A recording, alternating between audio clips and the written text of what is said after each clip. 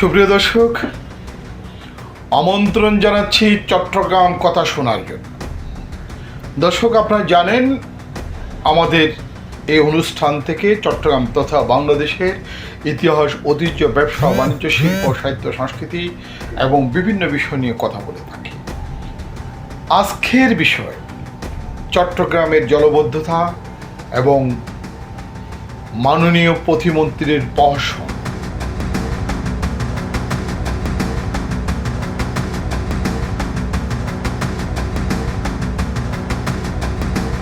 চট্টগ্রাম মহানগর পানির উপর ভাসছে।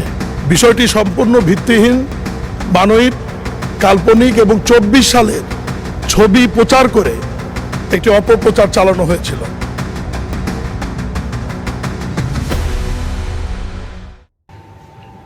এই নিয়ে আমি কিছু অপ্রিয় সত্য কথা উপস্থাপন করছি।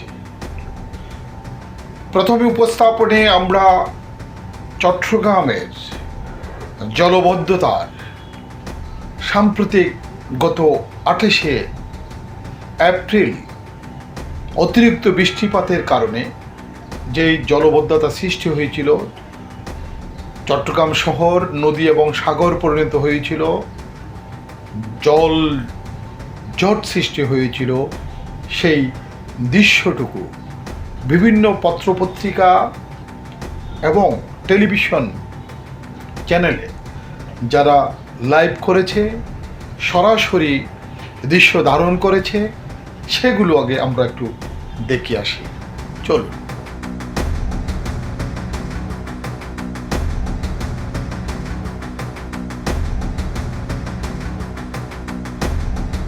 একটু বৃষ্টিতেই আবার ডুবল চট্টগ্রাম নগরী। মুরাদপুর প্রবর্তক মোড় থেকে চকবাজার পানির নিচে তলিয়ে যায় বন্দর নগরীর বিস্তীর্ণ এলাকা।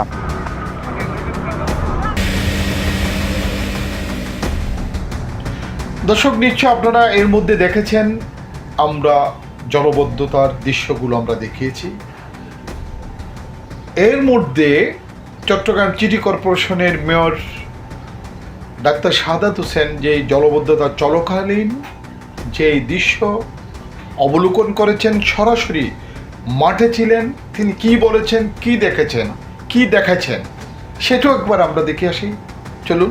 বৈশাখী যে বৃষ্টি, সেটা কারণ এখন আসলে বৃষ্টি হওয়ার কোনো সিজন না, কিন্তু বৈশাখের যে বৃষ্টি হয় সেই বৈশাখের কারণে গতকাল এবং আজকে এক নাগারে বৃষ্টি হয়েছে। এবং আজকের বৃষ্টিটা আপনারা জানেন অত্যন্ত ভারী বৃষ্টি হয়েছে। তো ভারী বৃষ্টি হওয়ার কারণে এখানে ইনফ্যাক্ট যেহেতু হিজরা খালের প্রত্যেকটা পয়েন্টে তারা বাদ দিয়ে রেখেছে, কারণ এখানে রিটেনিং ওয়ালের কাজ চলছে। আপনারা জানেন রিটেনিং ওয়ালের কাজ চললে অবশ্য বাদ দিতে হয়, না হয় রিটেনিং ওয়ালের কাজ করা যায় না। এবং এখানে আমরা দেখেছি যে জামাল খান খালও তারা বিভিন্ন পয়েন্টে বাদ দিয়ে রেখেছে এবং মুরাদপুরে বক্স কালভার্ট করার জন্য তারা বাদ দিয়ে রেখেছে, যার কারণে এইসব এলাকায় আপনারা দেখছেন পানি উঠেছে। যে জনগণকে যেটা আমি বোঝাতে চেষ্টা করছি যে এই পানি উঠাটা কিন্তু আপনাদের ভয়ের কিছু নেই, কারণ আমরা মনে করি যে আগামী 15 তারিখের মধ্যে যদি সেনাবাহিনী কাজটা করে ফেলতে পারে, তাহলে আশা করি আগামী বর্ষাতে আমরা গত বর্ষাতে যেভাবে আপনাদেরকে জলবদ্ধতা মুক্ত একটি শহর উপহার দিতে পেরেছিলাম, এবারও ইনশাল্লাহ এই 3টি খাল তারা যদি কাজ সম্পূর্ণ শেষ করে আমাদেরকে বুঝিয়ে দিতে পারে, তাহলে আমরা আশাবাদী আগামী বর্ষাতে আমরা আল্লাহর রহমতে এটা জলবদ্ধতা মুক্ত এটা চট্টগ্রাম আপনাদেরকে উপহার দিতে পারি। দর্শক, নিশ্চয় আপনারা দেখতে পেরেছেন, জলবদ্ধতার মধ্যে আমাদের মেয়র সরাসরি রাজপথে ছিল, রাস্তায় ছিল, চট্টগ্রামের জলবদ্ধতার কারণে আক্রান্ত এরিয়াগুলো পরিদর্শন করেছেন। পাশাপাশি এই জলবদ্ধতা সৃষ্টি যখন হয়েছে, যখন হঠাৎ বৃষ্টিতে চট্টগ্রামের মানুষ পানির নিচে, তখন আমাদের চট্টগ্রামের সাবেক সফল মন্ত্রী, চট্টগ্রামের বীর পুরুষ আব্দুল আল নোমানের সুযোগ্য সন্তান, চট্টগ্রামের শহর থেকে যিনি এইবারের বিএনপি থেকে তারেক রহমান সরকারের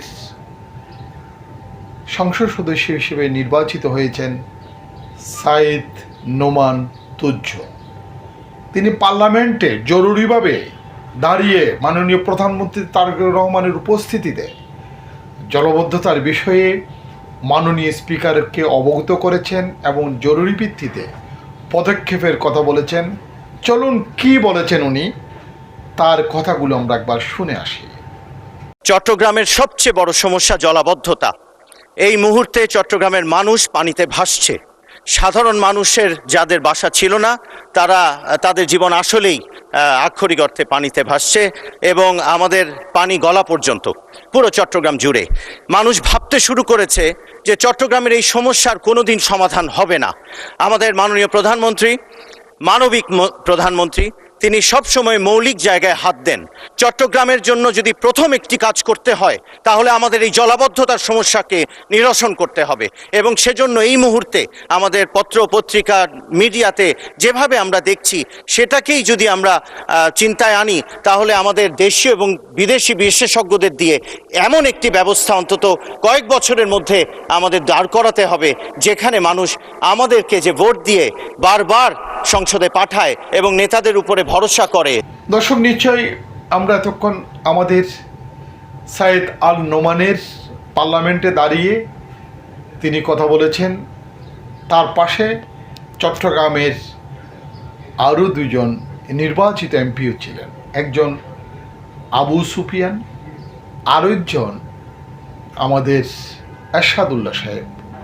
তারাও কিন্তু সরাসরি দেখেছেন এবং শুনেছেন। তার পিছনেও এবং সামনে চট্টগ্রাম পটি এবং চন্দনেশের এমপিরাও ছিলেন এবং আরও অন্যান্য সংসদ সদস্য ছিলেন।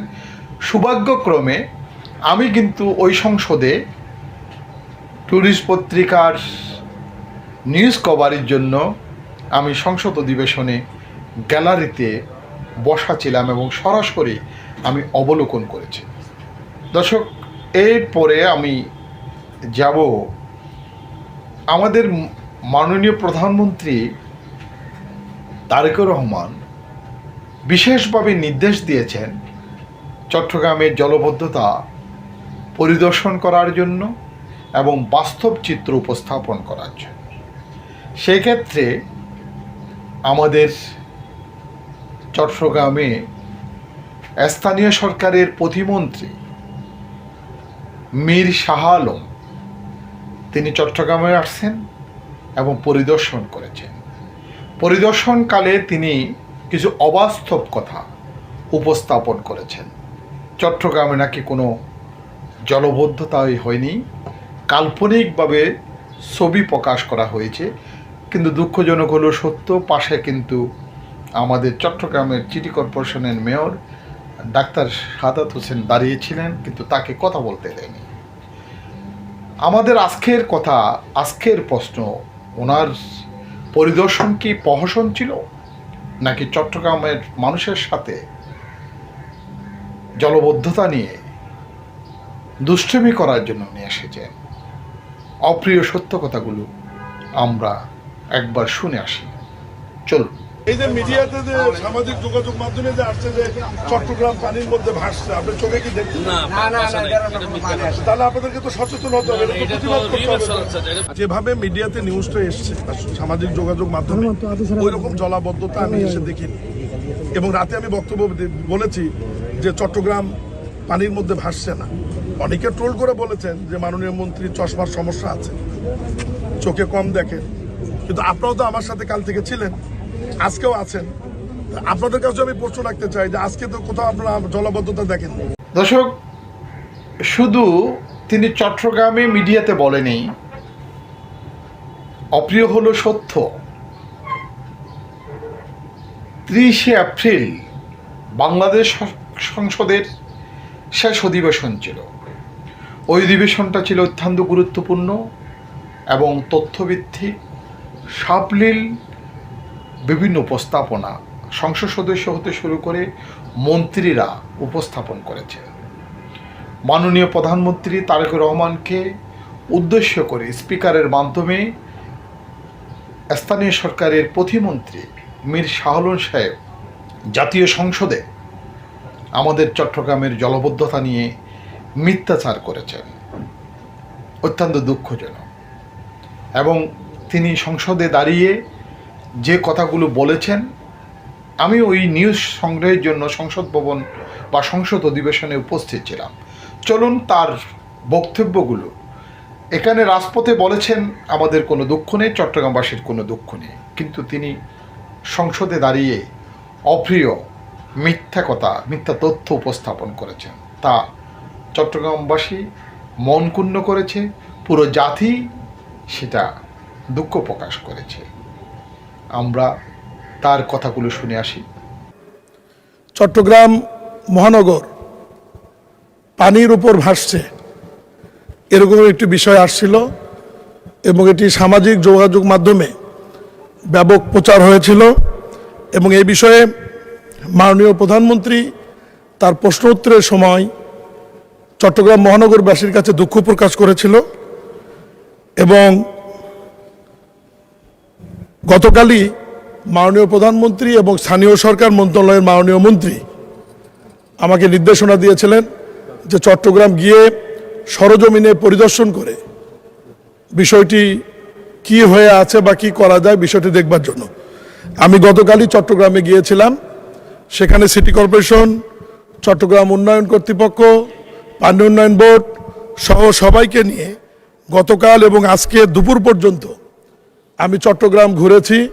মাননীয় স্পিকার, বিষয়টি সম্পূর্ণ ভিত্তিহীন, বানোয়াট, কাল্পনিক এবং 24 সালের ছবি প্রচার করে একটি অপপ্রচার চালানো হয়েছিল। তবে আমি মাঝে মাঝে রাস্তার মধ্যে নেমেছি, সাধারণ মানুষের সাথে কথা বলেছি। সাধারণ মানুষ এইটুকু বলেছে যে খবরে এবং সামাজিক যোগাযোগ মাধ্যমে নিউজে মাননীয় প্রধানমন্ত্রী যে চট্টগ্রাম নগরবাসীর কাছে দুঃখ প্রকাশ করেছেন, এই জন্য তারা খুব আনন্দিত হয়েছে, খুশি হয়েছে এবং মাননীয় প্রধানমন্ত্রী অত্যন্ত বড় মনের পরিচয় দিয়েছেন যে আমাদের একজন সংসদ সদস্য বা খবরের উপর ভিত্তি করেই উনি দুঃখ প্রকাশ করে ফেলেছেন এবং এটা নগরবাসী খুবই পজিটিভ নিয়েছে এবং নগরবাসী বলেছে যে আজ থেকে 1 বছর আগে, 2 বছর আগে যে পরিমাণ জলাবদ্ধতা হতো এখন সেটি নাই। দর্শক, এতক্ষণ কিন্তু আমি বিভিন্ন জনের বিভিন্ন মন্তব্য, সংবাদপত্রের দৃশ্য, টেলিভিশনের দৃশ্য এবং প্রতিমন্ত্রীর কথা, মেয়রের কথা এবং প্রতিমন্ত্রী জাতীয় সংসদে দাঁড়িয়ে যে কথা বলেছেন তা আপনাদেরকে দেখার এবং শোনার সুযোগ দিয়েছি বা দেখেছেন। এই জলবদ্ধতা নিয়ে আমাদের মাননীয় প্রধানমন্ত্রী, সংসদ নেতা সমাপনী অনুষ্ঠানে সংসদ অধিবেশনে তারেক রহমান যে কথা বলেছেন, যে বক্তব্য দিয়েছেন, তিনি জলবদ্ধতার জন্য দুঃখ প্রকাশ করেছেন এবং জলবদ্ধতার জন্য তিনি সংহতি প্রকাশ করেছেন চট্টগ্রামবাসীর সুখে দুঃখে। তিনি কিন্তু প্রতিমন্ত্রীর কথা বিশ্বাস করেননি, না করার কারণে তিনি কিন্তু জলবদ্ধতার জন্য তিনি কিন্তু দুঃখ প্রকাশ করেছেন এবং জলবদ্ধতার বিষয়ে তিনি প্রয়োজনীয় ব্যবস্থার কথা বলেছেন। তার জন্য চট্টগ্রামবাসী আমাদের এই টেলিভিশনের মাধ্যমে, আমাদের ট্যুরিস্ট এবং চট্টচিত্রের মাল্টিমিডিয়ার মাধ্যমে মাননীয় প্রধানমন্ত্রীর কাছে চট্টগ্রামবাসীর কৃতজ্ঞতা এবং অভিনন্দন আমরা জানাচ্ছি। মাননীয় প্রধানমন্ত্রী কি বলেছেন ওই অংশটুকু আপনাদের কাছে আমি উপস্থাপন করছি। চলুন সংসদে অধিবেশনে সমাপনী বক্তব্যতে জলবদ্ধতা নিয়ে মাননীয় প্রধানমন্ত্রী তারেক রহমান দুঃখ প্রকাশ করে কি বলেছেন। মাননীয় সংসদ সদস্য, আপনি যেই সমস্যাটি বলেছেন, যেই কালকে থেকে আমিও দেখেছি সংবাদ মাধ্যমে যে অতি বর্ষণের কারণে বিভিন্নভাবে চট্টগ্রাম শহরের বেশ একটি বড় অংশ তলিয়ে গিয়েছে বা মানুষ কষ্ট পাচ্ছে। মাননীয় স্পিকার, এই সমস্যাটি শুধু চট্টগ্রামে নয়, এই সমস্যাটি বলা যায় সারা দেশেই ছড়িয়ে আছে। এটির সাথে আমাদের অনেক কিছু নির্ভর করছে।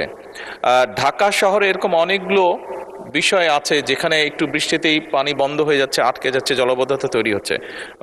মাননীয় স্পিকার, এটি অনেক দিনের সমস্যা আমাদের। মাননীয় সংসদ সদস্য বলেছেন বিদেশি বিশেষজ্ঞ বা দেশীয় বিশেষজ্ঞ। আমার মনে হয় মাননীয় স্পিকার, এই বিষয়ে একজন রাজনীতিবিদ, একজন বিশেষজ্ঞ ছিলেন। উনি হচ্ছেন শহীদ রাষ্ট্রপতি জিয়াউর রহমান, যিনি সমগ্র বাংলাদেশে খাল খননের মাধ্যমে যেমন পানির রিজার্ভার তৈরি করেছিলেন, একইভাবে বন্যা বা জলবদ্ধতাও দূর করেছিলেন। এবং মাননীয় স্পিকার, আমাদেরকে ঠিক একই কাজে আবার ফিরে যেতে হবে। বর্তমান সরকার কর্মসূচিটি নিয়েছে, খাল খনন কর্মসূচি। সারা দেশে এটি করা সম্ভব, সারা দেশে আমরা এই কাজটিও শুরু করেছি। শহর অঞ্চলগুলোতে যেটি সমস্যা হচ্ছে মাননীয় স্পিকার, বিভিন্ন যেই লেকগুলো আছে শহরের ভিতরে বা যেই ড্রেনগুলো, বড় নালাগুলো আছে, খালগুলো আছে, এইগুলো আমরা বিভিন্ন জিনিস ব্যবহার করি, যেমন প্লাস্টিক বোতল, পলিথিন ছাড়াও বিভিন্ন জিনিস যেগুলো ব্যবহার করে আমরা যারা বসবাস করছি, তারা অসচেতনভাবে এইগুলো দিয়ে আমরা এই খাল বিলগুলোকে বন্ধ করে দিচ্ছি। সরকার বিভিন্ন জায়গায় খাল খননগুলো করছে, এই ড্রেনগুলোকে ক্লিন করার চেষ্টা করছে। ঢাকা শহরে কয়েকটি করা হয়েছে, এর মধ্যেও বিভিন্ন ডিপার্টমেন্ট, কিন্তু 7 থেকে 10 দিনের মধ্যে গিয়ে মাননীয় স্পিকার আমরা দেখছি যে আবার মানুষজন অসচেতনভাবে এইগুলোতে বিভিন্ন ময়লা ফেলে জিনিসগুলোকে ব্লক বা ময়লা করে দিচ্ছে। দর্শক, আমি একটু মূল কথায় ফিরে যাই। চট্টগ্রামের জলবদ্ধতা দায়ভার আমরা বিএনপি সরকারকে দিতে পারি না, বা চট্টগ্রামবাসী দেয় নাই বা দেওয়ার কথা নয়। কারণ এই জলবদ্ধতার প্রজেক্টটি শুরু হয়েছে বিগত আওয়ামী লীগ সরকারের সময়। বিশেষ করে আমি যদি পূর্বের কথা যদি বলি, জলবদ্ধতার জন্য আমরা 2015 সালে ব্যারিস্টার মনোয়ারের নেতৃত্বে, তখন আওয়ামী লীগ সরকার ক্ষমতায়, চট্টগ্রাম নাগরিক ফোরাম প্রতিষ্ঠা করেছিলাম। এখনও নাগরিক ফোরাম রয়েছে। আমি মহাসচিব ব্যারিস্টার মনোয়ার হোসেন চেয়ারম্যান হয়ে 2015-তে যখন চট্টগ্রাম শহর পানির নিচে, তখন আমরা এই পানিতে দাঁড়িয়ে নাগরিক ফোরাম গঠন করে জলবদ্ধতার জন্য দীর্ঘ আন্দোলন করেছি। আন্দোলনের যে ধারাবাহিকতা, দৃশ্য এবং বিভিন্ন টাইমে সংবাদপত্রের প্রচারের দৃশ্য, পাশাপাশি এই জলবদ্ধতা নিয়ে আমরা কখন কি বলেছি ব্যারিস্টার মনোয়ারের নেতৃত্বে, এগুলো আমরা একটু দেখাবো। এবং এই জলবদ্ধতা নিয়ে ব্যারিস্টার মনোয়ারের এবং মন্ত্রীর প্রশাসন নিয়ে আমরা একটা বক্তব্য শুনব। চলুন আমাদের চট্টগ্রামবাসীর আবেগের জায়গায় চলে যায়। নাগরিক ফোরামের চেয়ারম্যানের বক্তব্য সহ আপনারা শুনুন। চট্টগ্রাম মহানগরীর জলাবদ্ধতা সমস্যা, এটা তো লক্ষ লক্ষ মানুষের সমস্যা, অনেক দিনের সমস্যা, আর এটা নিয়ে অনেক দিন ধরে কাজও চলে আসছে। এই যে জলাবদ্ধতা সমস্যাটা নিয়ে আমরা সবসময় সোচ্চার থাকি চট্টগ্রাম নাগরিক ফোরামের পক্ষ থেকে। কয়েক মাস আগেও একটা বক্তব্য দিয়েছিলাম, ভিডিও বার্তা দিয়েছিলাম, আপনাদের নিশ্চয় মনে আছে অনেকেরই যারা দেখেছেন, যে চট্টগ্রাম শহরের অনেক স্থানে পানি উঠছিল এবং এটা আমরা বুঝতে পেরেছি, আমরা জানি যে পানি উঠছে কারণ মেগা প্রকল্পের বিভিন্ন জায়গায় কাজ চলছে, সেই জন্য বাদ দেওয়া হচ্ছে। সেই জন্য এবং সেই বাদ দেওয়ার কারণে যে পানি জমছে, আমরা বলেছি বর্ষাকাল আসার আগে এইসব কিছু সমাধান করতে হবে, বাঁধ খুলে দিতে হবে। গত কয়েকদিন যে বৃষ্টিপাত হলো, বিশেষ করে সাম্প্রতিক 2টা দিনের বৃষ্টিপাত, খুব বেশি বৃষ্টিপাত হয়েছে ব্যাপারটা এমন না, সেখানে চট্টগ্রাম শহরের বেশ কিছু এলাকা জলমগ্ন হয়েছে। কেউ বলছেন এটা জলজট, কেউ বলছে এটা জলবদ্ধতা।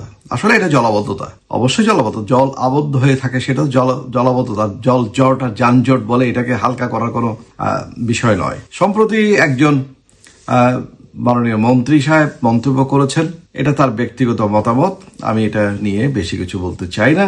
তবে আমার মনে হচ্ছে সবসময় চট্টগ্রামের সমস্যাটাকেই কর্তৃপক্ষে যারা উঁচু পর্যায়ে থাকেন তারা এটাকে বিভিন্নভাবে দেখে থাকেন, বিশেষ করে সুদৃষ্টি দেন না অথবা সিরিয়াসলি দেন না, যার কারণে সমন্বয় অভাব হয়। সিটি কর্পোরেশন, সিডিএ, ওয়াসা, বন্দর কর্তৃপক্ষ, পানি উন্নয়ন বোর্ড, এগুলির মধ্যে, যার কারণে একজনের সাথে একজনের বোঝাপড়া হয় না, বিভিন্ন কাজকর্ম চলে যার খেয়াল খুশি মতো, যার যার পরিকল্পনা অনুযায়ী। বিশেষ করে দেখুন সিডিএ কাজ করছে, কিন্তু সিডিএ এইসব কাজগুলো সিডিএর তত্ত্বাবধানে হচ্ছে, সেনাবাহিনীর 34 ব্রিগেড কাজগুলি করছে, কিন্তু সিডিএর উচিত ছিল এটা অন্য সবার সাথে সমন্বয় করা। সিডিএর উচিত ছিল একটা কর্ম পরিকল্পনা দেওয়া, যাতে করে বর্ষাকাল আসার আগেই সব কাজ শেষ হয়।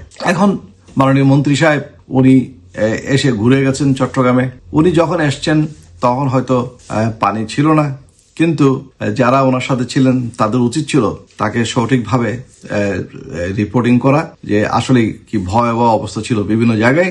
আপনারা যারা প্রবর্তক মোড়ে গিয়েছেন আপনারা লক্ষ্য করেছেন কি রকম ভয়াবহ ছিল। এই ধরনের পরিস্থিতি মুরাদপুর, বদরার চকবাজার, তারপরে চৈতন্যগলি এলাকায় জহুর হরকার মার্কেট এলাকায়, আগ্রাবাদ এলাকাতেও হয়েছে। এগুলি তো বিভিন্ন জায়গায় হয়েছে। চট্টগ্রাম শহরে এটা কেউ বলতে পারবে না যে শুধুমাত্র 2-1টা জায়গায় হয়েছে, কাজে এটা কোনো বিষয় নাই, ওখানে জলবদ্ধতায় তেমন সমস্যা নাই। তো মন্ত্রী সাহেব যেসব কথা বলছেন এর মধ্যে কিছু বিরোধিতাও আমি দেখেছি। উনি এক পর্যায়ে বলছেন চট্টগ্রামের মানুষ, মাননীয় প্রধানমন্ত্রী দুঃখ প্রকাশ করেছেন, এই জন্য ধন্যবাদ জানিয়েছেন। তো ধন্যবাদ কি জন্য দেবেন? পানির বিষয় না আসলে, পানি না উঠলে আর উনি বা কেন গেলেন? আর মাননীয় প্রধানমন্ত্রী একজন চট্টগ্রামের এমপির বক্তব্যের পরিপ্রেক্ষিতে সেখানে দুঃখ প্রকাশ করেছেন, সেটা তো ভালো বিষয়। আমরা চাই সেই দুঃখ প্রকাশ থেকে আমরা আর একটু কাজ চাই। সেটা হচ্ছে যেই মেগা প্রকল্পের কাজটা বর্তমান চলছে সেটা দীর্ঘদিন ধরে চলছে, হাজার হাজার কোটি টাকা খরচ করা হচ্ছে। সেখানে শুধু মেগা প্রকল্পের জন্য সিডিএস সেনাবাহিনী নয়, সেখানে পানি উন্নয়ন বোর্ডও জড়িত আছে। সবাইকে সমন্বিত করে এই কাজটা কি করে দ্রুত শেষ করা যায়। আমরা জানি যে এই মেগা প্রকল্পের কাজে বেশ কিছু অগ্রগতি হয়েছে, অনেক টাকা যে খরচ হয়েছে তার বিনিময়ে অনেক অগ্রগতি হয়েছে ঠিক, কিন্তু এটা সফলতা মানুষ এখনো দেখছে না, ভোগ করতে পারছে না। তবে এটা দেখতে হলে সমন্বিত প্রকল্প দরকার, যেটা সিটি কর্পোরেশন গত বছর করিয়েছে, যে বিভিন্ন এলাকায় তারা অলিগলিতে ড্রেনগুলো পরিষ্কার করার চেষ্টা করেছে, যার কারণে গত বছর সেখানে জলাবদ্ধতা অনেক অংশে কম আমরা লক্ষ্য করেছি। সেরকম করতে হবে। সিডিএ, তারপর সেনাবাহিনী তারা কাজ করে যাবে, পানি উন্নয়ন বোর্ড তারা কাজ করবে, স্লুইস গেট করবে, খাল করবে, নতুন খাল করবে, ইত্যাদি ইত্যাদি সবকিছু। কিন্তু এটা সংস্কার করা, এটাকে নিয়মিত পরিষ্কার করা, ড্রেনেজ করা, এটা দায়িত্ব কিন্তু সিটি কর্পোরেশনের, এবং সিটি কর্পোরেশনকে সরকার ফান্ড দিতে হবে। তো মাননীয় প্রধানমন্ত্রীর দৃষ্টি আকর্ষণ করছি এইসব ব্যাপারে যেন ফান্ডিং দেওয়া হয়। আমি জানি বেশ কিছু টাকা সম্প্রতি দেওয়া হয়েছে চট্টগ্রামের শহরের অলিগলিতে যে ড্রেনগুলো আছে, উপখালগুলো আছে, সেগুলো পরিষ্কার রাখার জন্য, সংস্কার করার জন্য। আমি চাই চট্টগ্রামের জন্য আরো অর্থ বরাদ্দ দেওয়া হোক, যাতে করে চট্টগ্রাম শহরে আরো ইফেক্টিভলি এইগুলি সবকিছুই পরিষ্কার পরিচ্ছন্ন রাখা যায়। এর ফলেই একমাত্র ওই যে মেগা প্রকল্পের কাজের সফলতা পাওয়া যাবে। আর আমি মনে করি মেগা প্রকল্পের কাজ নিয়ে যাই বলুন না কেন, মেগা প্রকল্পের কাজ শেষ করতে হবে। আমরা অপচয় চাই না।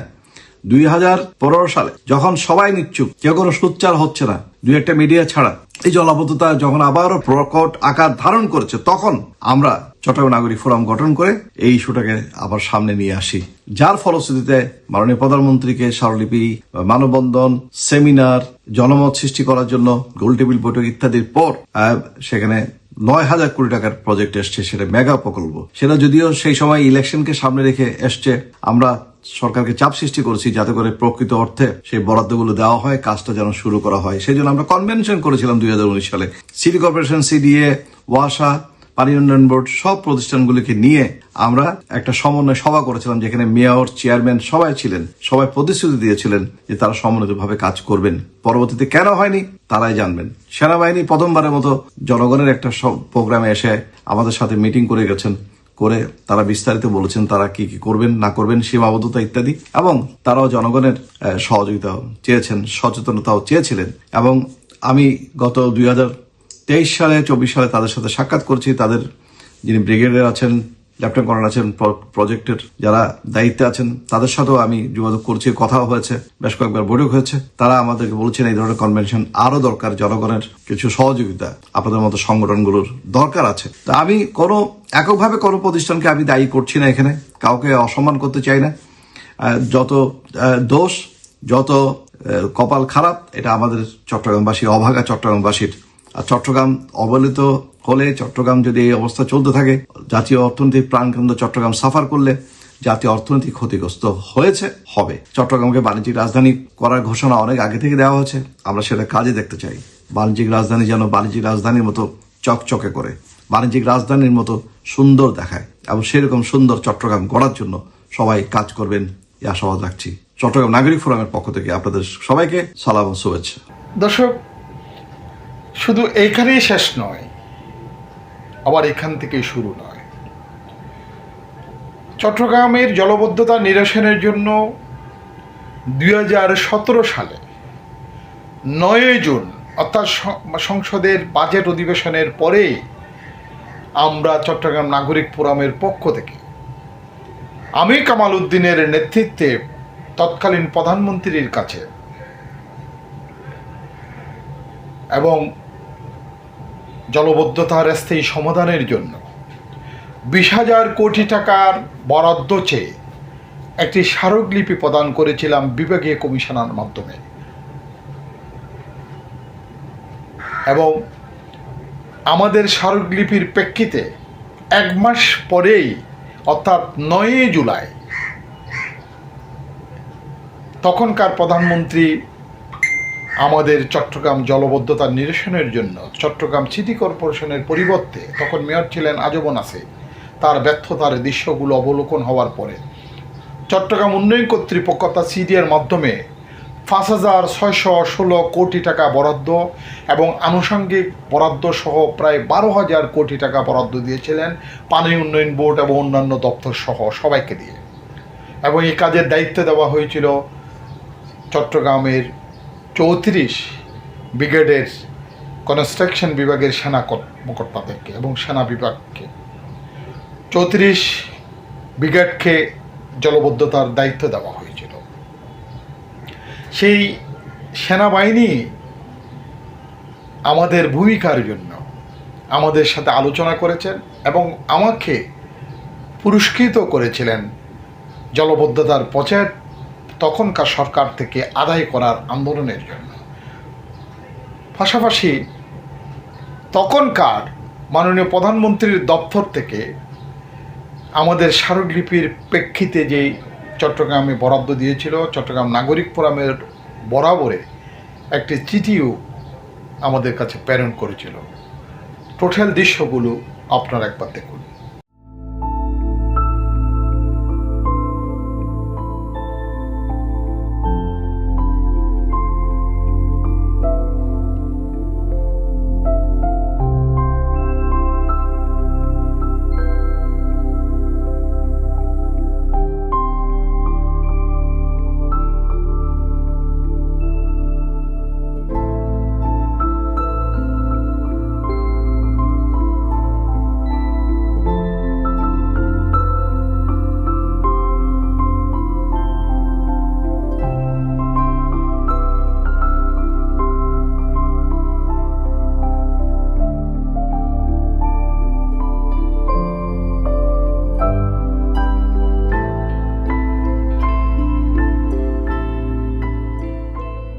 দর্শক, এতক্ষণ কিন্তু আমরা আমাদের চলমান বিষয়ে কথা বলেছি, চলমান দৃশ্য দেখিয়েছি।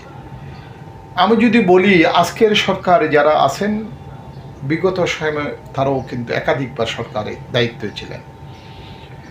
91 সালে মাননীয় প্রধানমন্ত্রী হয়েছিলেন আজকের প্রধানমন্ত্রীর মা বেগম খালেদা জিয়া। তখন চট্টগ্রামের যারা ছিলেন মন্ত্রী, তাদের মধ্যে আব্দুল্লাহ নোমানের অবদানের কথা অস্বীকার করার মতো নয়।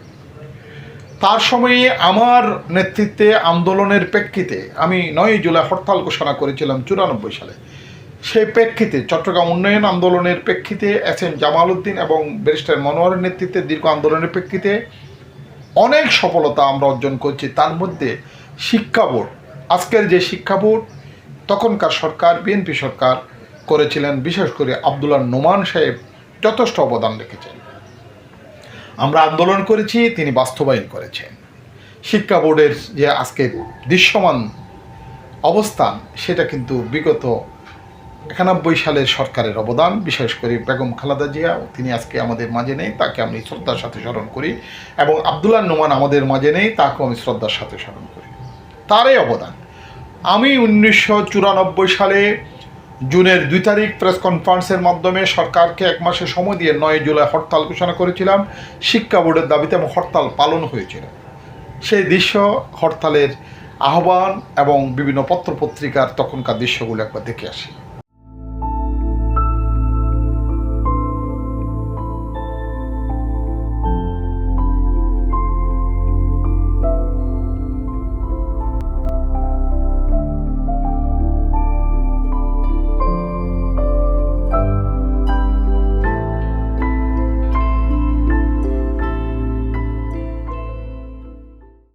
দর্শক, শুধু শিক্ষা বোর্ড নয়, আমাদের আন্দোলনের প্রেক্ষিতে তখনকার আজকের যে টেলিভিশন কেন্দ্র, এ বিএনপির সরকারে, আজকে যে ভেটেরিনারি বিশ্ববিদ্যালয় এবং প্রথম কলেজ, সেটা এই আব্দুল্লাহ নোমানের অবদান। চট্টগ্রাম স্টেডিয়াম, ওনার অবদান। চট্টগ্রাম যে রেল স্টেশন, তখনকার সরকারের অবদান, জেনারেল হাসপাতালের উন্নয়ন তখনকার সরকারের অবদান, চট্টগ্রাম মেডিকেল তখনকার অবদান, কর্ণফুলী নদীতে সেতু বিএনপি সরকারের অবদান, এবং অসংখ্য শিক্ষা প্রতিষ্ঠান এবং অন্যান্য রাস্তাঘাটের আধুনিকায়ন, বন্দরের আধুনিকায়ন, এগুলো তাদের অবদান।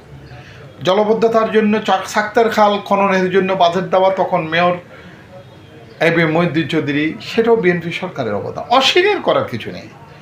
আমরা রাস্তায় ছিলাম, আমি জানি, আমি প্র্যাকটিক্যাল ফিল্ডে কাজ করেছি 91 থেকে 97-তে বিএনপি সরকারের মানে পরে আওয়ামী লীগ সরকার এসেছে, তাদের আন্দোলন সংগ্রাম এবং তাদের উন্নয়ন দেখেছি। আবার 2001-এও আওয়ামী লীগ সরকার পতনের পর বিএনপি সরকার এসে চট্টগ্রামের উন্নয়নের দৃশ্য আমরা দেখেছি। তো আজকের যে জলবদ্ধতার বিষয়, সেটার প্রজেক্টটা শুরু হয়েছে আওয়ামী লীগের সময়, কিন্তু 4 বছরের সময় দেওয়া হয়েছিল। কিন্তু আজকে 2017 থেকে 2026 প্রায় 10 বছরের কাছাকাছি এই প্রজেক্ট কিন্তু সফল হয়নি এবং কার্যকর পদক্ষেপ নিলেও কিন্তু শেষ হয়নি। তার জন্য দায়ভার কিন্তু বিএনপি সরকারের নয়। শুরুটা হয়েছিল আজমন নাসির আমলে। আজমন নাসির সাহেব মেয়র থাকলেও কিন্তু সিডিএর চেয়ারম্যান ছিলেন আব্দুল সালাম। এর পরবর্তী সিডিএর চেয়ারম্যান হয়েছিলেন আপনার জহুরুল আলম দোবাস, ডলফিন যাকে বলা হয়। তিনিও কিন্তু 2 বার মতো এবং শেখ হাসিনার প্রথম পর্যন্ত কিন্তু সিডিএর চেয়ারম্যান ছিলেন, কিন্তু তার আমলেও কিন্তু শেষ হয়নি। আব্দুল সালামের আমলেও কিন্তু শেষ হয়নি। এর মধ্যে আজম নাসিরের পরে মেয়র হয়েছে রেজল করিম, সেও কিন্তু চট্টগ্রামের জলবদ্ধতার জন্য কোনো ধরনের বড় পদক্ষেপ নেননি। এরপরে উনি পতনের পরেই অস্থায়ীভাবে কয়েকদিন অন্যভাবে কেউ থাকলেও স্থায়ীভাবে এবং আদালতের রায়ের প্রেক্ষিতে মেয়র হয়েছেন ডাক্তার সাদাত হোসেন। তিনি কিন্তু আজকে প্রায় 1.5 বছরের মতো চট্টগ্রাম সিটি কর্পোরেশনের দায়িত্ব পালন করছেন, চেষ্টা করছেন তিনি কাজ করার জন্য। তিনি কিন্তু উল্লেখযোগ্য পদক্ষেপ নিয়েছেন। সিডিএর বাইরেও, সেনাবাহিনীর বাইরেও তিনি কিন্তু একটা টিম গঠন করেছেন, উপদেষ্টা নিয়োগ দিয়েছেন, জলবদ্ধতা নিরসনের জন্য তিনি কাজ করছেন এবং দৃশ্যমান কাজও হয়েছে। কিন্তু ওনার তো কোনো দোষ নেই। বর্তমান সরকারের বয়স মাত্র অল্প সময়, এখনও 2 মাস পুরোপুরি শেষ হয়নি। আমরা ধরলাম একটি শিশু সরকার। তো একটি শিশু সরকার জলবদ্ধতার জন্য দায়ভার নেওয়ার কোনো কারণ নেই। যদি দায়ভার নেওয়ার কোনো কারণ না থাকে, জবাবদিহিতা যে এই মুহূর্তে করতে হবে যদি কোনো বিষয় না থাকে, তাহলে আমাদের প্রতিমন্ত্রী মহোদয় চট্টগ্রামে এসে চট্টগ্রামবাসীর সাথে প্রহসন করলো কেন? মিথ্যা তথ্য দিল কেন?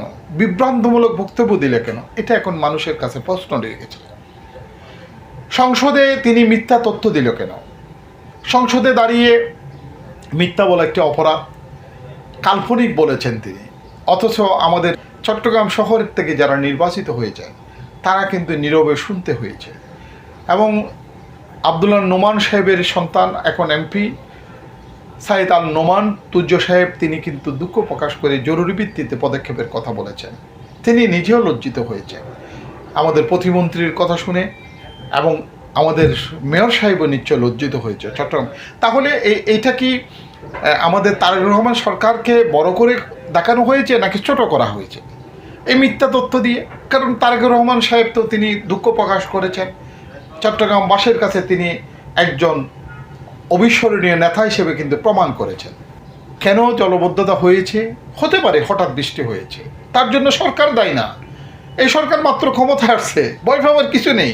এই পর্যায়ে এই সরকারে দেয় নাই এটাকে, বরঞ্চ জলবদ্ধতা হয়েছে, মাননীয় মন্ত্রী চট্টগ্রামে আসছে, তার সাথে উচিত ছিল চট্টগ্রামের স্থানীয় এমপিদেরকে সাথে রাখা এবং চট্টগ্রামবাসীকে সান্ত্বনা দেওয়া এবং জরুরি ভিত্তিতে কাজগুলো শেষ করা।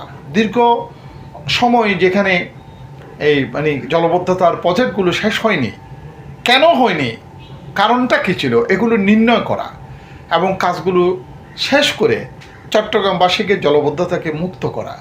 কিন্তু তিনি সেটা না করে, দুঃখজনক হলো, অপ্রিয় হলো সত্য, তিনি কিন্তু একটি মিথ্যা কাল্পনিক তথ্য দিয়েছেন, চট্টগ্রামবাসীকে ছোট করেছেন। আমরা মন্ত্রীর মুখ থেকে এ ধরনের আশা করিনি, চট্টগ্রামবাসী আশা করিনি, এবং ওনাকে আমরা স্বাগত জানিয়েছি এবং স্বাগত জানাতাম। কিন্তু তিনি কেন চট্টগ্রামবাসীর সাথে প্রহসন করল? তিনি বলেছেন আগের ছবি এখানে উপস্থাপন করা হয়েছে।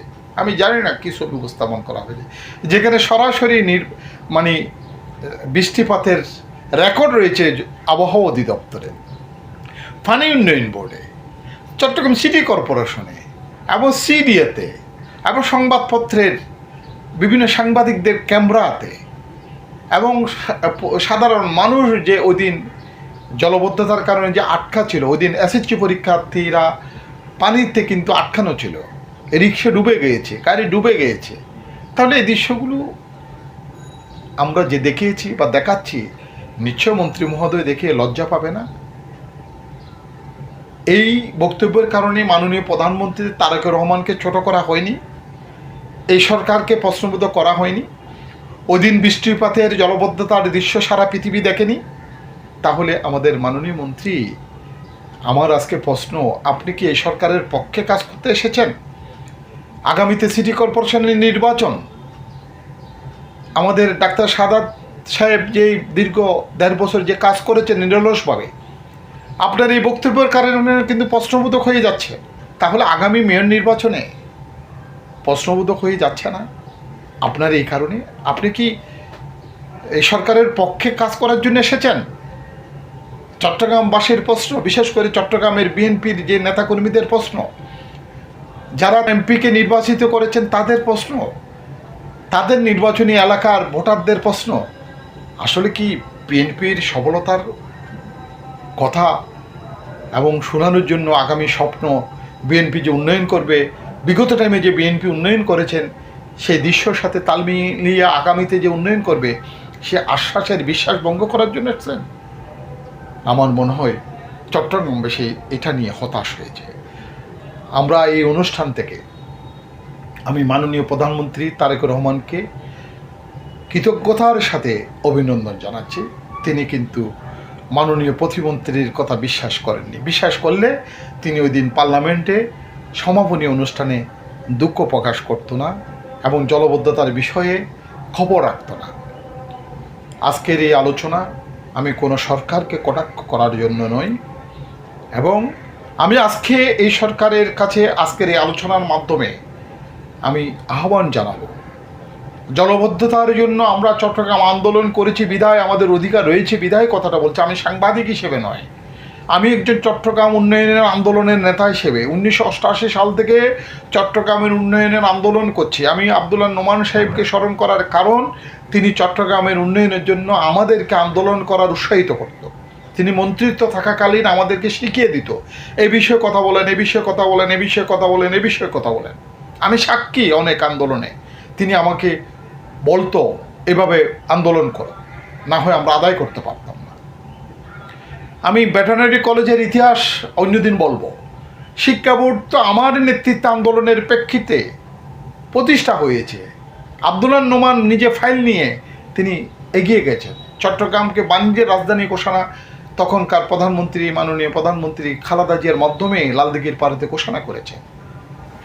তা আজকে আমি মনে করি সময় এসেছে জলবদ্ধতা নিরসনের জন্য মাননীয় প্রধানমন্ত্রী তারেক রহমানের সরাসরি হস্তক্ষেপ এবং ওনার মা কর্তৃক যে ঘোষিত, আমাদের দেশনেত্রী বেগম খালেদা জিয়া থেকে ঘোষিত চট্টগ্রামকে বাণিজ্য রাজধানী, আমাদের বাণিজ্য মন্ত্রী তখন আমির খসরু সাহেব, এখন অর্থমন্ত্রী, তিনি অবশ্যই অবগত আছেন এবং এই বাণিজ্যের রাজধানীকে পরিপূর্ণ করার জন্য জলবদ্ধতার নিরসনের স্থায়ী পদক্ষেপ এবং এখানে ত্রুটি কী ছিল, জলবদ্ধতার প্রজেক্টে কী কী দুর্নীতি হয়েছে এবং কারা কারায় দুর্নীতির সাথে জড়িত, এগুলো খতিয়ে দেখা এবং তড়িৎ গতিতে, এবং চট্টগ্রামে একটি বারুইপাড়া খাল নামে একটি খাল নতুনভাবে খনন শুরু করেছিলেন বদ্রার থেকে, ওইটি কিন্তু স্বয়ংসম্পূর্ণ হয়নি।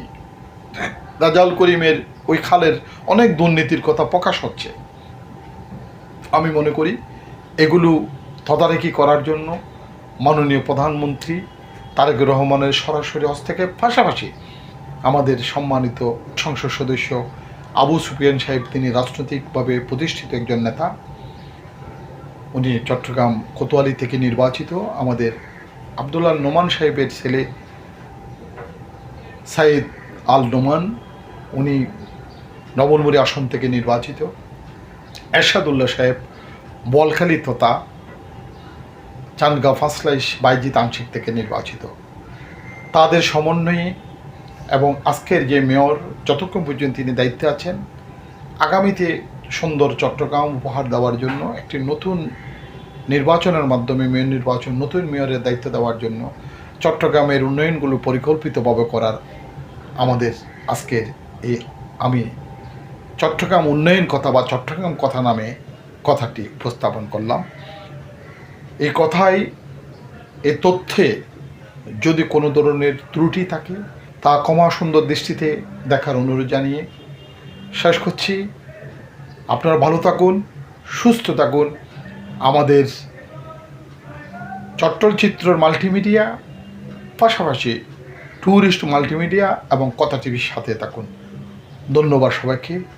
আবারও অন্য বিষয় নিয়ে আলোচনা হবে, কথা হবে। পরিশেষে আবারও এই নতুন সরকারের নতুন উদ্যোগকে স্বাগত, মাননীয় প্রধানমন্ত্রী তারেক রহমানকে স্বাগত। ধন্যবাদ। আসসালামু আলাইকুম ওয়া রাহমাতুল্লাহি ওয়া বারাকাতুহু।